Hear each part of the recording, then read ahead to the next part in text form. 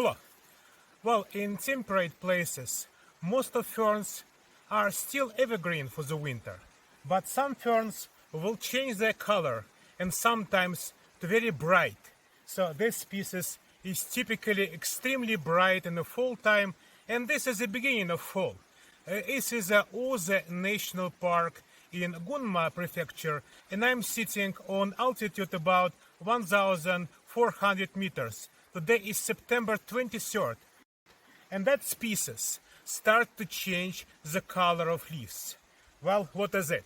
First, when you see the fern, you should probably turn the leaf in the back side and look on sporangia. However, in this fern, you see nothing. So, well, then it is probably some fern with separation between vegetative leaves and generative, so like trophophylls and sporophylls. Let us search for the sporophylls then. It's not easy because sporophylls are gone long ago, but sometimes you can find the small remains of sporophylls. So this is it. This is Osmunda. Osmunda cinnamomea. Wonderful species of Osmunda, which I always wanted to show you. Like in the lower altitudes in Japan, there is Osmunda japonica, very widespread species, which is also changing color for the fall time and completely degrade for the winter. This species typically grows on higher altitudes, and what is amazing, it grows everywhere.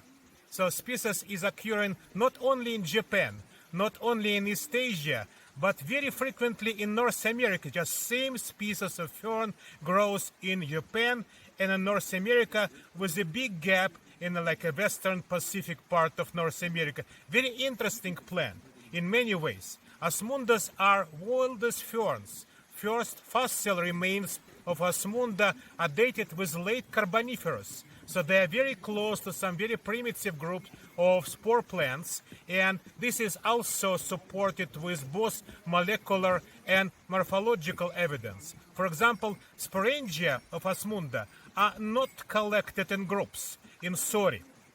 Sporangia also lack the ring, which is typical way of opening sporangia in ferns.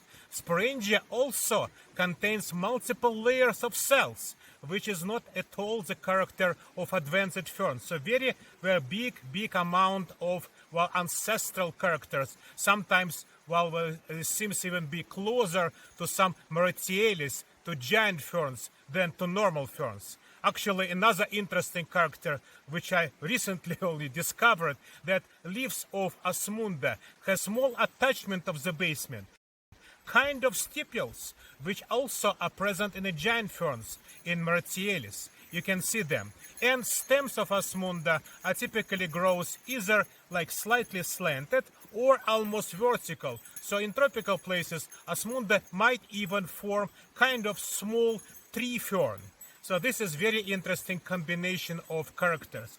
Osmunda cinnamomea is growing in alpine habitats in many places of the world, and here in Japan, in Oze National Park, it starts to change the color for the winter, and finally, for the whole winter, it will be nothing here. Osmunda will regrow in the next spring, and growing of Osmunda typically starts with producing both leaves, which are photosynthetic, which is trophophylls, and leaves which are modified in sporangial organs, sporophylls. So Osmunda cinnamomea, bright yellow Osmunda, cinnamon Osmunda in Japan. Thank you very much.